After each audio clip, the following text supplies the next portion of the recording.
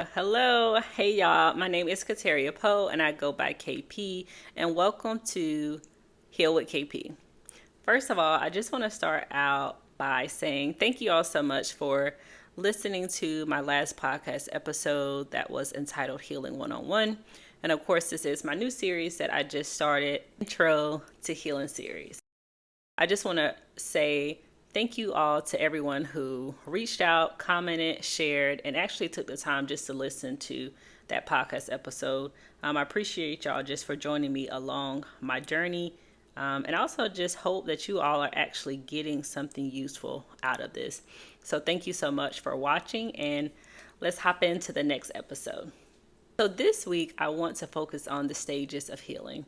I know last time I talked in the intro to healing, gave some background about what healing was, some of the tools, cognitive behavioral therapy that I use in therapy to help people understand what it is that they need to heal from.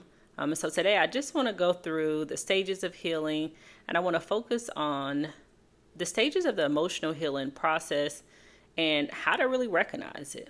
You know, I think a lot of the times when we're in life, we have the highs, we have the lows, and we really think sometimes that because the highs and lows are present that we're doing something wrong or we're not healing, we're not moving forward. You know, we think we're not moving forward. And so I really just want to make sure that you all are giving yourself grace along the journey so that you will continue with your journey. So let's hop into it. This week, I like to focus on the stages of emotional healing and how to recognize them, and maybe how to understand when you know what phase that you're in, what process you're in. And so I really want to work to break down each stage and provide guidance on how to navigate through. And so this post, I want you all really just to identify where you are in your healing journey, where you are in your healing process. And I hope that this is encouragement for you to continue to go. If you have any questions, any concerns, or anything that just, doesn't make sense, or you want further explanation on something, please feel free to drop any questions you might have below. And I'll definitely get back to you with the answers to the best of my ability. And what I've also realized for me is that when I am sharing an experience with you all, when I'm thinking about even my past experiences, it really just helps to provide a concrete understanding of what it means and how I implemented a lot of these practices in my day-to-day. And so I know in my last intro, I talked to y'all just about the different roles that I play. And what I really want y'all to understand that, yes, I'm a therapist, I'm a mom, I'm, a Christian counselor, healing advocate, and those things, that does not exempt me from the healing process as well. And all of these things that I'm sharing with you all is something that I've been able to understand on a therapeutic level while I'm teaching it, and as well as a personal level, right? As I am actively working to live these things through. So when I suggest them to you, it is a layered sort of response and why I think these things are helpful, So I just want y'all to understand that whatever therapist that you're going to, whatever friend, whatever person you have holding you accountable, none of us are exempt from doing the work. And so I will provide more examples throughout my life or any stories that I might have to share just to help you all connect with what it is that I'm trying to explain. And I hope that that helps to further drive home my points each time. And so when you hear me share those examples, just know that this is something that I'm also living through at the same time. And I think once we increase that vulnerability, right, that I've spoke about once before, it works out for all of us, right? Because through that vulnerability and through that transparency, you can see what actually helped me, and I want you to be able to connect with that step that I took. It's not about me. It's not about me knowing everything. And the truth is, you don't have to know everything. We want to make sure that we're able just to focus on that next step so that you can move forward. The first stage that we're going to talk about in the stages of emotional healing is acknowledgement and awareness. Acknowledgement and awareness. And just as a disclaimer, before we get started, I want you all to know that emotional healing is a journey. It is not a destination. While it begins with the first stage, which is acknowledgement, so please be mindful that these stages do not always occur in a linear path, and you could repeat through those stages as often as needed just to make sure that you're moving forward. We're going to start off with acknowledgement and awareness. So, have you ever felt that you were carrying the weight of the world on your shoulders, but you didn't understand why? Have you ever felt like you had so much pressure sitting on you, but you don't know why? You don't know what's going on. The first step in emotional healing is acknowledging the trauma and becoming aware of its impact on your thoughts, feelings, and behavior. In my last episode, I talked a little bit about CBT, which is cognitive behavioral therapy, and we talked a lot about identifying negative thought patterns. Identifying negative thought patterns are crucial because awareness is the foundation of change. And so the first thing I want you all to remember about acknowledging and awareness is just to make sure that you can identify what your reality was. We're not saying that what happened to you or what someone said to you or did to you was appropriate. All we're saying is we have to first just acknowledge that that thing happened. And because that thing happened, most likely it impacted us in some way. And so we just have to make sure that we're taking responsibility for saying, I get to choose how much this thing is going to impact me. From a biblical perspective, this stage aligns with John 8:32, and that says, the truth will set you free. Making sure that we're bringing our struggles to the light, admitting our pain to ourselves and to God is the beginning of the healing process. I say this oftentimes in therapy, is that when we have negative experiences that replay and recircle in our mind and cause us to experience doubt, cause us to sometimes even experience fear, we have to make sure that we are bringing those experiences to the light, making sure that we're taking them to God, making sure that we're allowing them to breathe. And this, I believe, is the first step in healing. It's not something that's going to be easy, but it is the first step towards freedom, and freedom specifically from emotional stress and emotional bondage.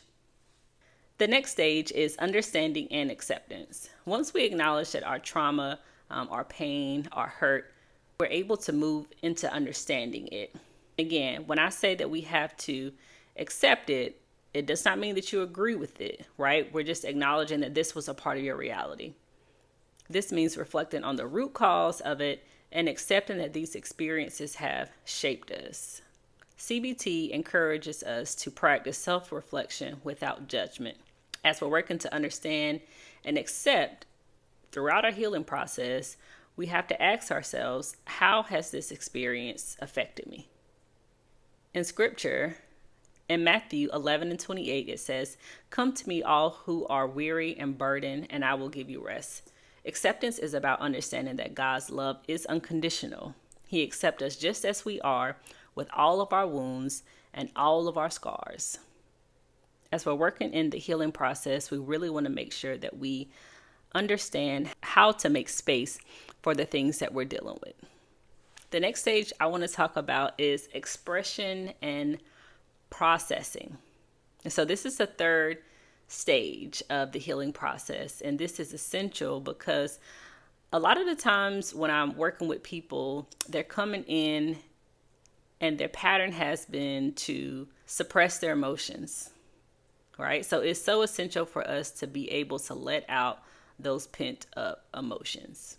Y'all know I love analogies. And so I don't know where my ginger ale drinkers are, or if you like soda, whatever your favorite soda is, would you ever grab that soda and shake it before opening it? No, you wouldn't. And most of us wouldn't, because we want to enjoy the drink. We don't want to be attacked by it.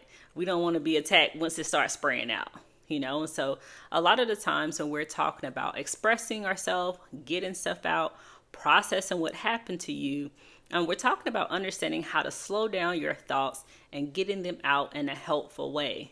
Again, you're not going to shake that soda can before you want to drink it because you want to enjoy it, right? And so processing is about slowing down your thoughts in a way to get them out.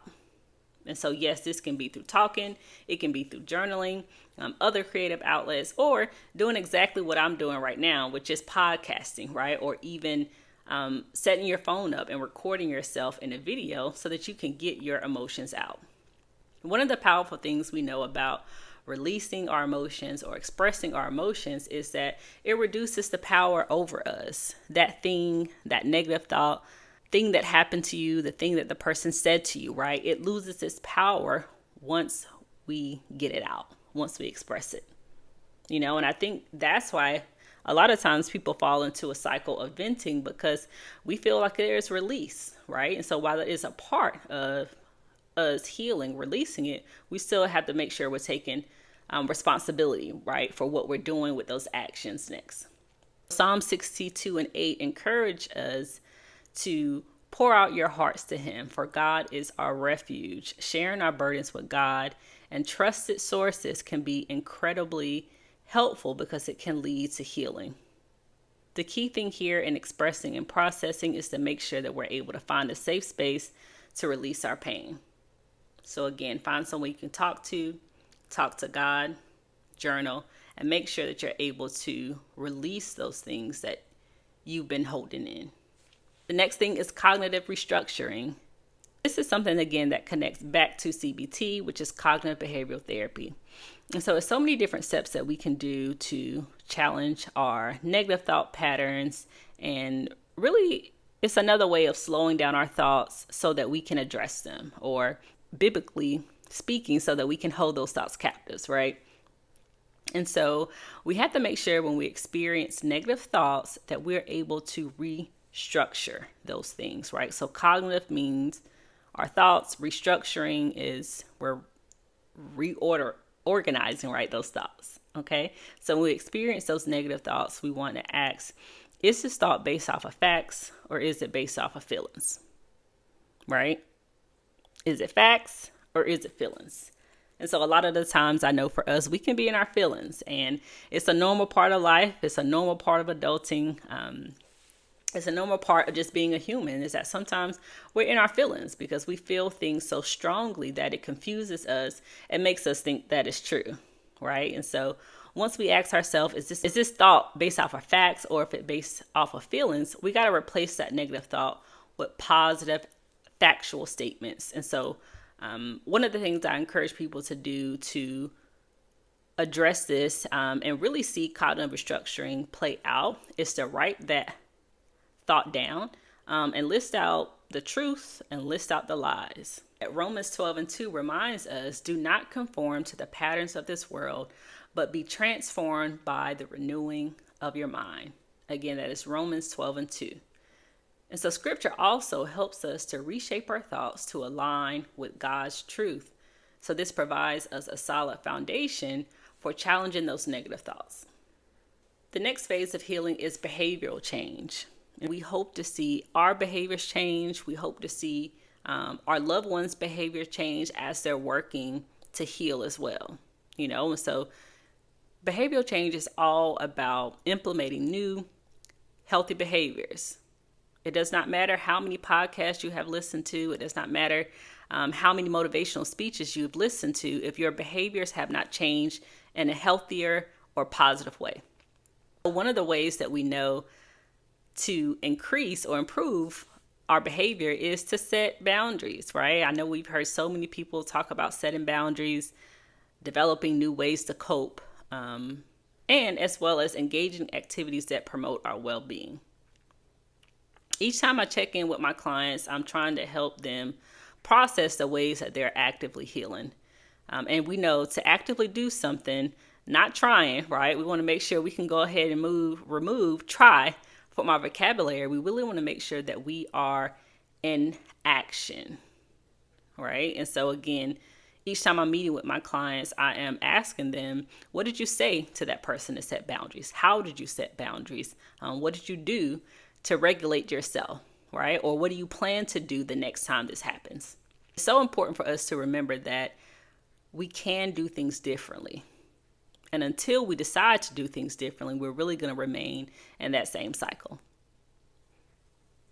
And so I'm going to hit y'all with an oldie but a goodie. If you were raised in the church, I know we all know what Philippians 4:13 says.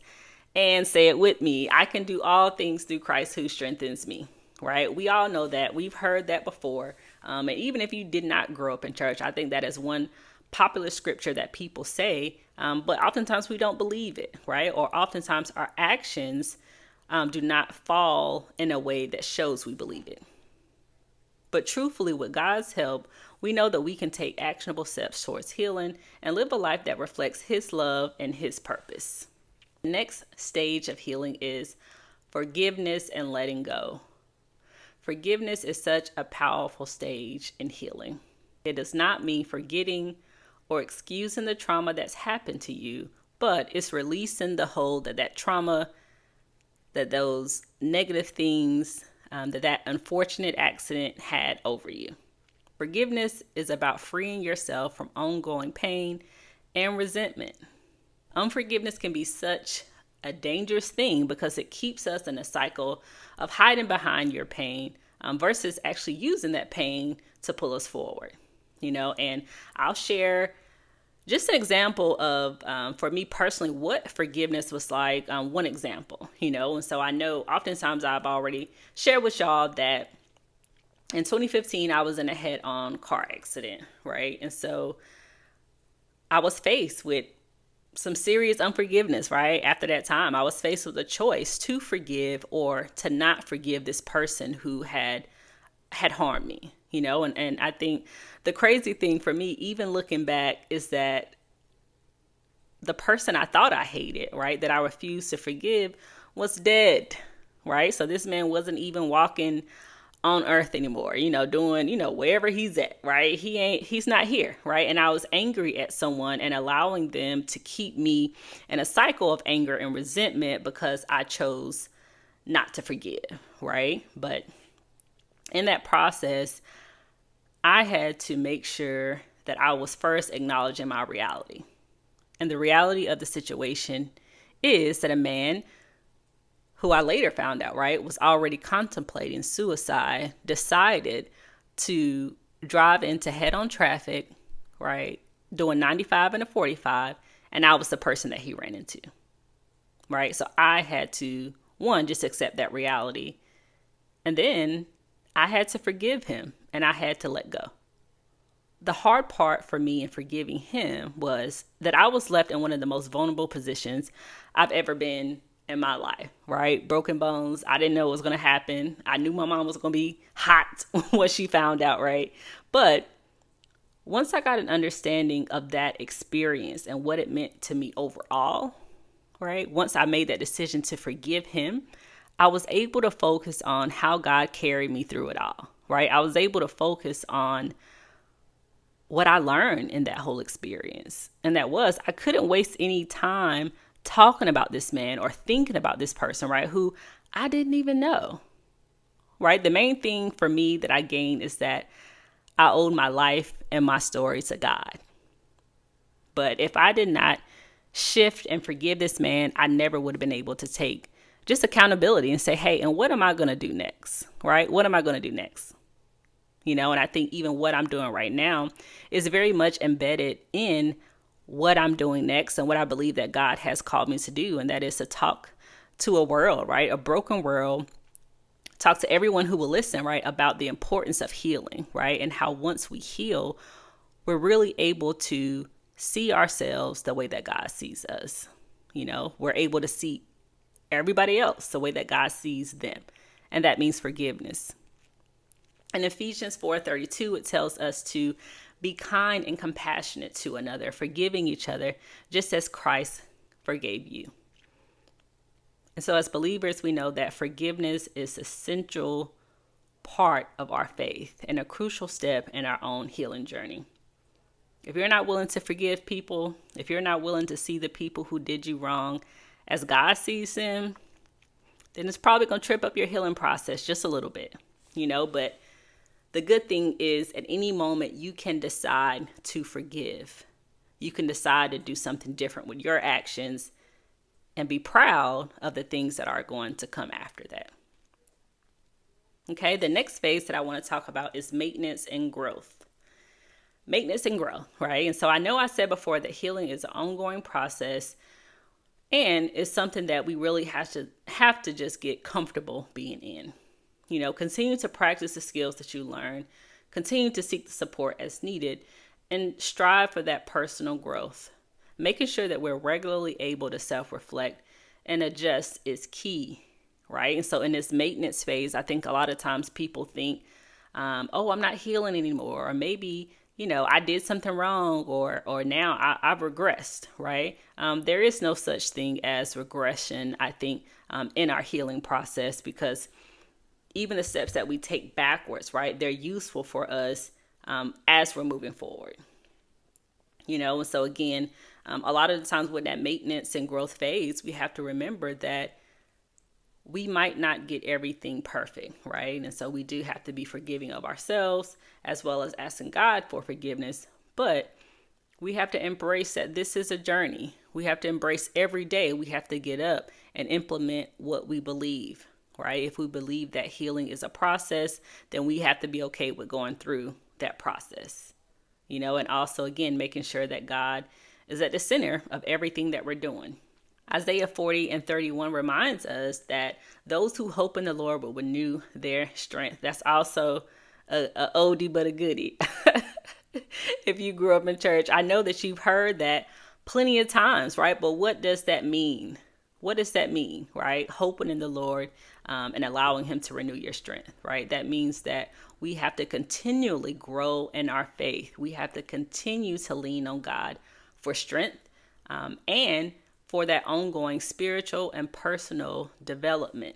Scripture is really not something that we can just pinpoint and pop when we need it, like it's a Tic Tac or like it's a stick of gum.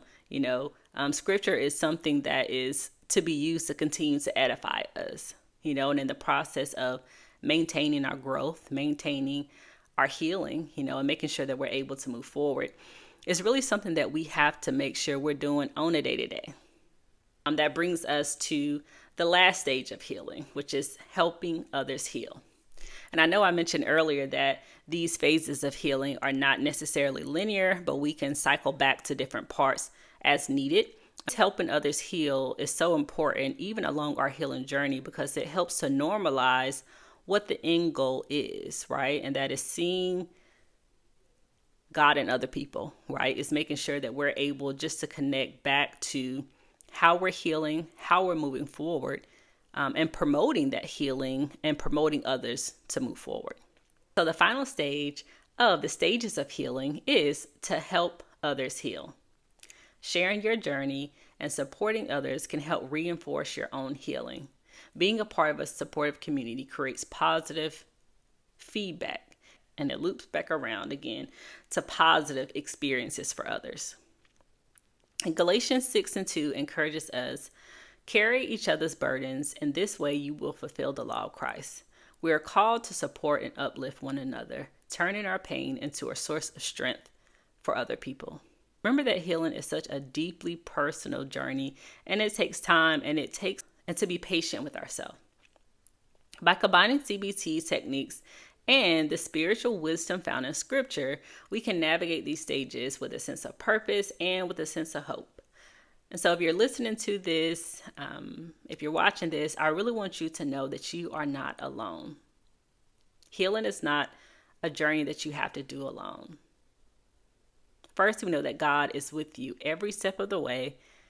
And also there are people out here who can relate to you, who are here to support you, and who are encouraging you on along your journey of healing.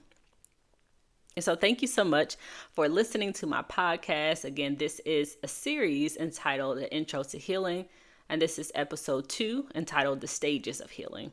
If you found this helpful, please share it with someone who might benefit from it. And don't forget to subscribe and leave a review, leave a comment, any questions, and I'll come back and answer that for you all.